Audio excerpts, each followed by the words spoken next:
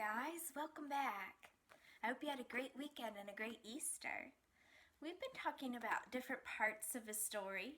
We've talked about the setting, where the story is. We've talked about the characters who are the people or animals in the story. And today we're going to talk about the plot.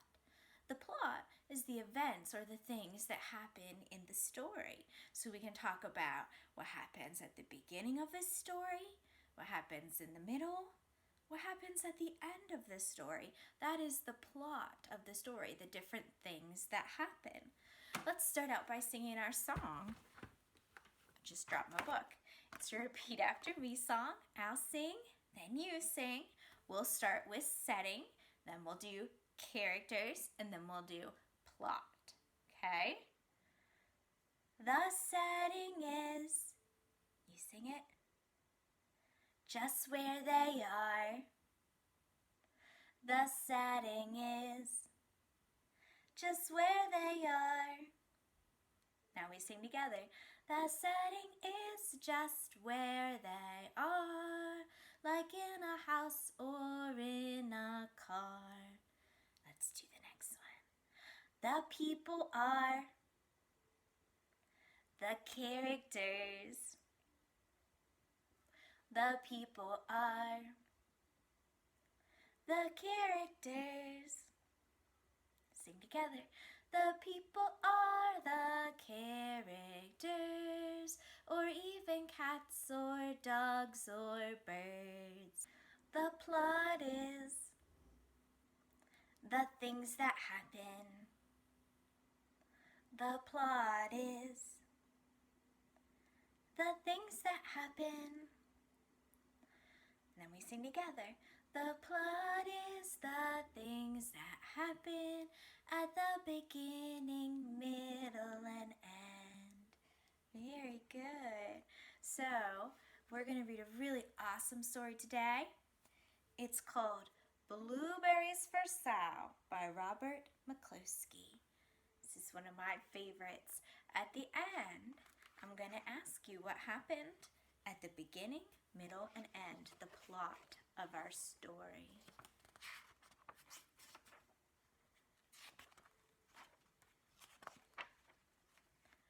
One day, little Sal went with her mother to Blueberry Hill to pick blueberries. Little Sal brought along her small tin pail, and her mother brought along her large tin pail to put the berries in. "We will take our berries home and can them," said her mother. "Then we will have food for the winter." What are they looking for? They're going to pick yummy blueberries. Little Sal picked 3 berries and dropped them in her little tin pail. Ka-plunk, ka-plunk, ka-plunk. Can you do that? Good job. She picked 3 more berries and ate them.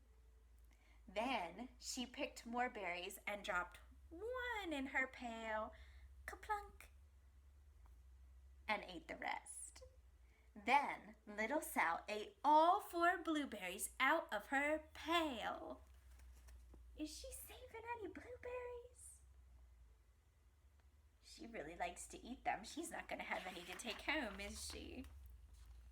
Her mother walked slowly through the bushes, picking blueberries as she went and putting them in her pail.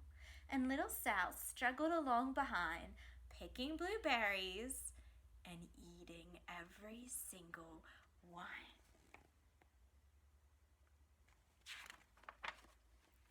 Little Sal hurried ahead and dropped a blueberry in her mother's pail.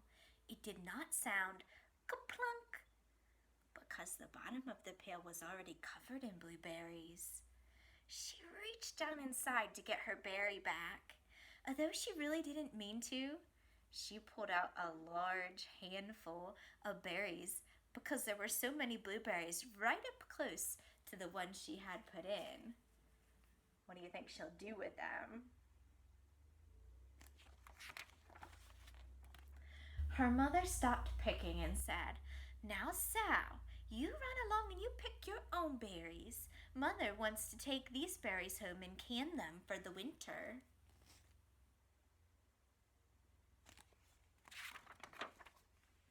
Her mother went back to her picking, but little Sal, because her feet were tired of standing and walking, sat down in the middle of a large clump of bushes and just ate blueberries.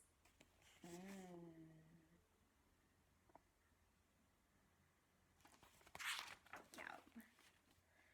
On the other side of Blueberry Hill, Little Bear came with his mother to eat blueberries. "Little Bear," she said, "eat lots of blueberries and grow big and fat. We must store up food for a long, cold winter." So bears store food by eating a lot of it, right? Little Bear followed behind his mother as she walked slowly through the bushes, eating berries. Little Bear stopped now and then to eat berries, and then he had to hustle, hustle to catch back up. Can you make a hustle sound of the bear running through the blueberries? Hustle, hustle. Because his feet were tired of hustling, he picked out a large clump of bushes, sat down right in the middle, and just ate blueberries. Who else is doing that? Little Bear is just like little Sal, isn't he? Over on the other side of the hill, little Sal ate all the berries she could reach from where she was sitting, so she started out to find her mother. She heard a noise from around a rock and thought, "That's my mother walking along." But it was a Mother Crow and her children, and they stopped eating berries and flew away, saying, "Caw, caw, caw." Then she heard another noise in the bushes and thought, "That is surely my mother. I'll go that way." I think it's her mother this time. But it was Little Bear's mother instead. She was tramping along, eating berries, and thinking about storing up food for the winter. Little Sal started tramping along right behind her. Should she do that? Uh-oh.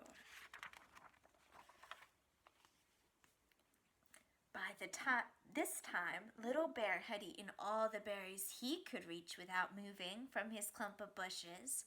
Then he hustled off to catch up with his mother. He hunted and hunted, but his mother was nowhere to be seen. He heard a noise from over a stump and thought, "That's my mother walking along."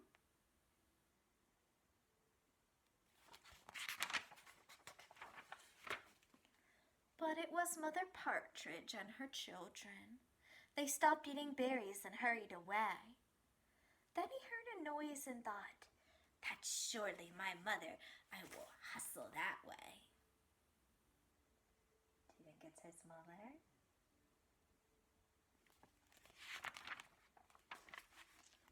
But it was little Sal's mother instead. She was walking along, picking berries and thinking about canning them for next winter. And Little Bear hustled right along behind her. Uh-oh. Little Bear and Little Sal's mother, and Little Sal and Little Bear's mother were all mixed up with each other among the blueberries on Blueberry Hill.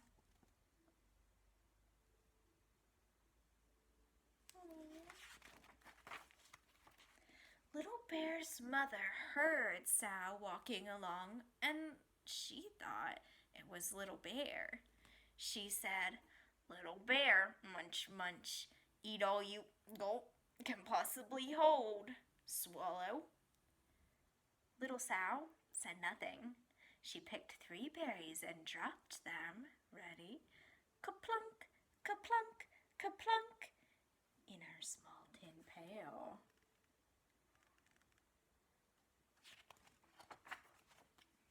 Little Bear's mother turned around to see what on earth could make a noise like kaplunk. "Rumph!" she cried, choking on a mouthful of berries. "This is not my child.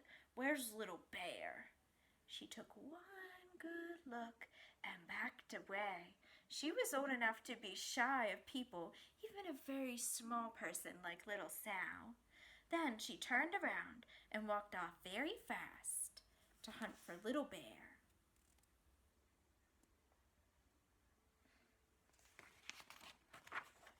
Little Sow heard Little Sow's mother, heard Little Bear tramping along behind, and she thought it was Little Sow. She kept right on picking and thinking about canning blueberries for next winter. Little Bear padded up and peeked in her pail.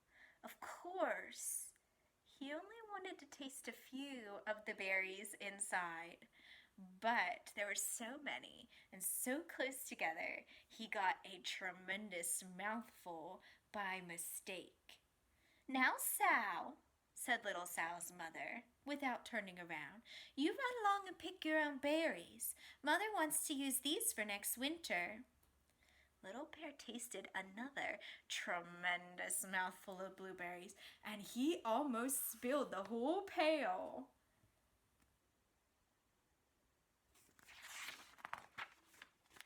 Little Sow's mother turned around and gasped, "My goodness, you're not Little Sow? Where is my child?" Little Bear just sat munching and swallowing and licking his lips. But Little Sow's mother slowly backed away. She was old enough to be shy of bears, even a very small bear like Little Bear. Then she turned and walked away quickly to look for Little Sow. How do you think Little Sow's mother feels? That would be very scary to lose your child and see a bear and not know where your child is. I bet she is scared. She hadn't gone very far before she heard, ready? Kaplunk, kaplunk, kaplunk. She knew just what made that kind of noise.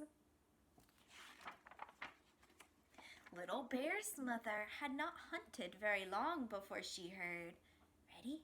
Hustle, hustle, hustle. She knew exactly what made that kind of noise.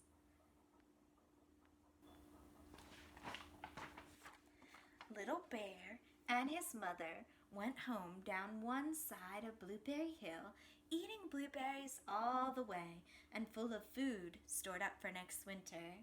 And Little Sow and her mother went down the other side of Blueberry Hill, picking berries all the way, and drove home with food to can for the winter, a whole pail of blueberries, and 3 more besides. Who do you think got the last 3? I bet Little Sow got 3 little berries in there. And on the last page there's no words, but you can see Little Sow and her mother canning the berries to save them for winter. And that's the end. So let's talk about the plot of our story. What happened at the beginning? Little Sow and her mother went to Blueberry Hill and started picking blueberries. What happened at the middle of the story?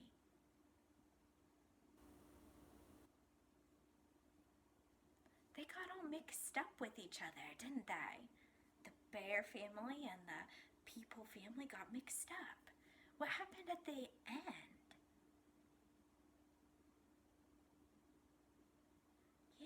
the mothers found their children. They both went home. Very good job. So the plot are the things that happen in the story. Have a great day. I'll see you guys tomorrow.